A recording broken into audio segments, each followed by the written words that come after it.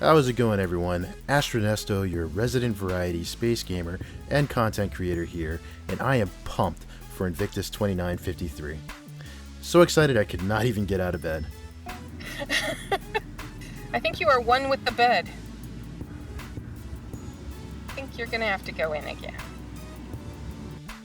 Because talking about spaceships is one of my favorite things to do, and also because I've started this channel way back at Invictus 2950. So Invictus is always the mark of a new season here, and I'm ready to start Season 4 of the channel with all of you. If you enjoy this video and my content, please consider helping us grow by dropping a like and subscribing to the channel. And if you're new to Star Citizen, feel free to use my code to start off your journey with 5,000 free UECs of in-game credit and help me get in-game content as well, so it's a win-win for everyone. Back in Invictus 2950, Area 18 was the site for Invictus, and I'm glad that 2953 marks its triumphant return to the Bevic Convention Center.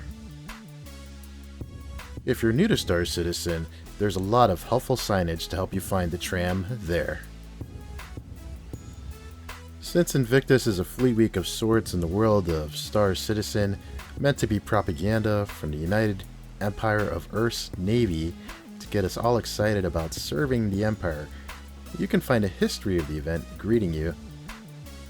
And starship and arms manufacturers get to use this event to show off their contributions to the fleet and drum up civilian/militia sales.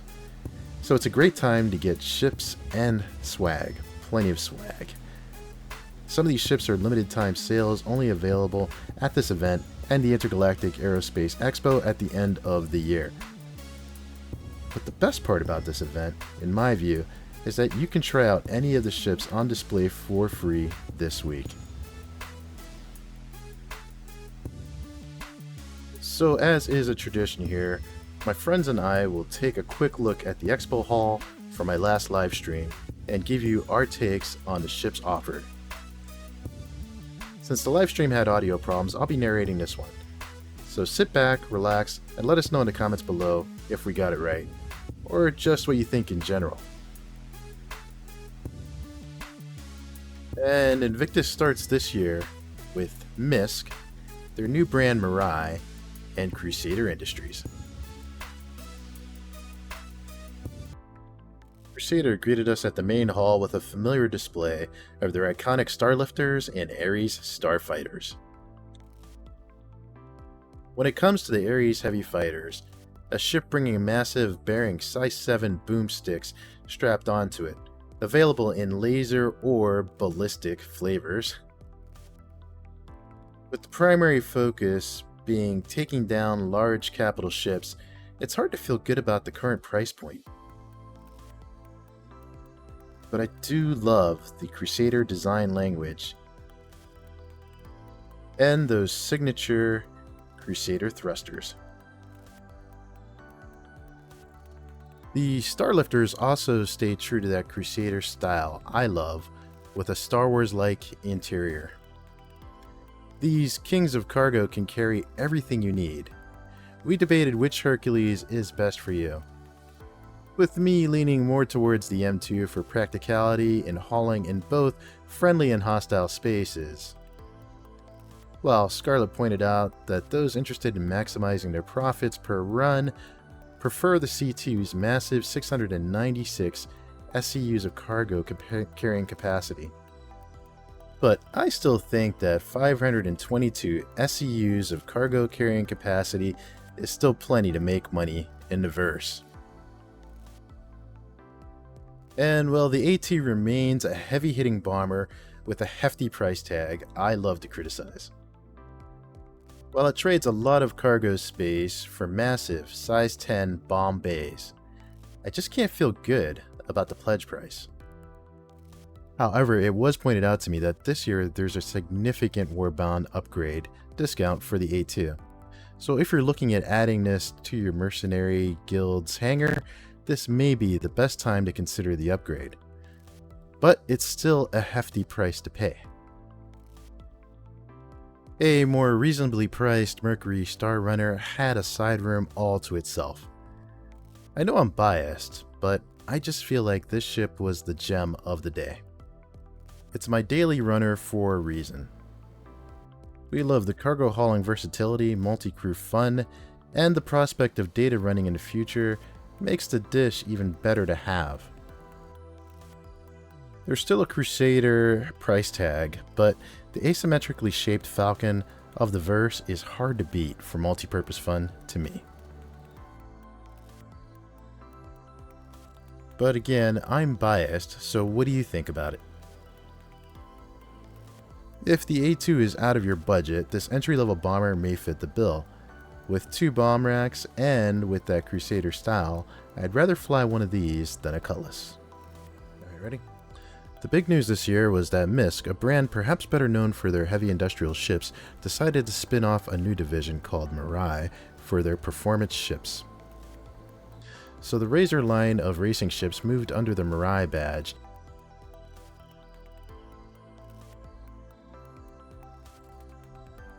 And they introduced a new high-performance snub fighter called the Fury. Sporting an interesting design and 4 gimbaled thrusters for high maneuverability, thanks to MISC's relationship with the Xi'an, these are fast and highly maneuverable. The Fury comes in 2 variants, the Standard and the MX Bomber.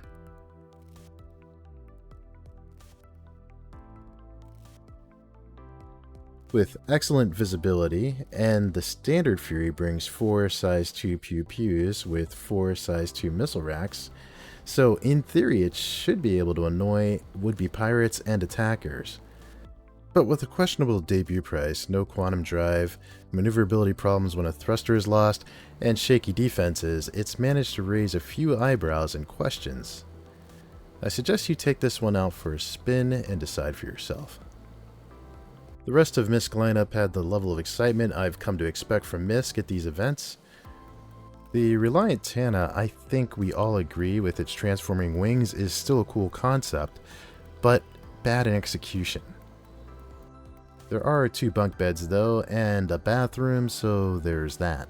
The Starfarer has always been a ship I've struggled with, while the function of being essentially a mobile refinery and a gas station, capable of fueling ships in air and in space, all while collecting raw hydrogen to refine from stars, the Starfarer has a design that is an acquired taste at best. And I personally never acquired that taste. The interior is a maze, and the captain has bedsheets lifted from a children's room in it. But it is the only ship with a captain's chair in a cockpit when you finally do find that cockpit. With 291 SUs of cargo, this heavy utilitarian ship fits the image we have of MISC ships. But the toothy, heavily armored variant on sale here, the Gemini, does nothing to sway my opinion of it. Freelancer lovers may have the MISC variant as a favorite, but most of us get Freelancers for hauling, and this one trades a lot of storage for 4 size 4 missile racks and 2 size 5 racks. So while it's a beast of a missile boat, your ability to carry Furies in the back is hindered, and the phallic shape is not for everyone. But I will say, for some reason, all of us agreed that we like the 4-seat cockpit in the front. It always gives me Millennium Falcon-like vibes in here. I think these ships all suffer from being early designs, and it's my hope that all 3 get retrofits at some point.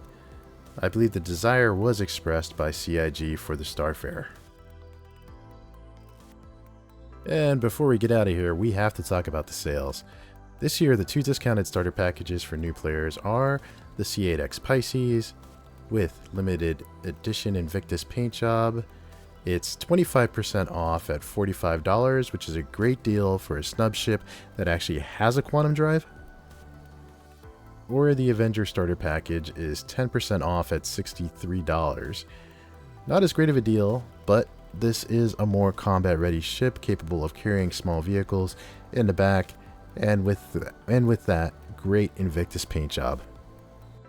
For new players, I really feel these are the two packages you should focus on over the Mirai ships. The lifetime insurance during this sale does not make up for the limiting gameplay and lack of quantum drive on the Furies.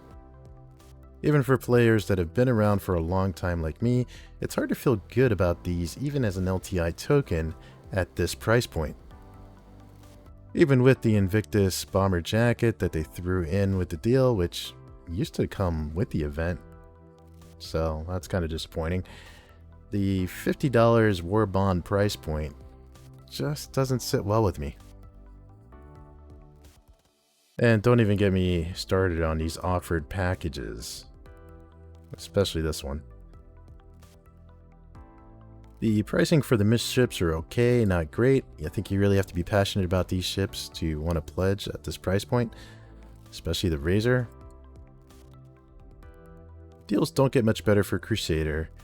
The A2 has always been overpriced in my view. There was a great deal for this on the first day as far as doing a CCU upgrade, but I believe that's over now, which is a shame. They really should continue these deals throughout the entire sale, especially given a price tag this hefty. But the Ares Inferno and Ions are a bit overpriced for fighters and what they are. Definitely a better deal to buy these in-game. Hercules are a little bit steep. I do believe that the M2 still has the best functionality of the Hercules lineup. However, if you want to go with the entry-level Hercules C2, it does carry the most cargo in the game. And of course, my pick on the Crusader level is still the Mercury Star Runner. However, I do wish it was at least $50 to $60 cheaper. As far as special offers go, CIG has continued to sell cosmetics throughout the sale, limited edition Invictus gear, and the manufacturers for the day. It's sometimes nice to buy these packs because oftentimes you'll buy it in-game and then it disappears, and some of these are limited time sales. Well, that's going to do it. I hope you enjoyed this look at day 1 of Invictus. I'll be back with more videos of this year's events. As always, I hope to hear from you in the comments below, and if you enjoy my content, please support us by liking and subscribing. 07, and I'll see you next time. Astro out.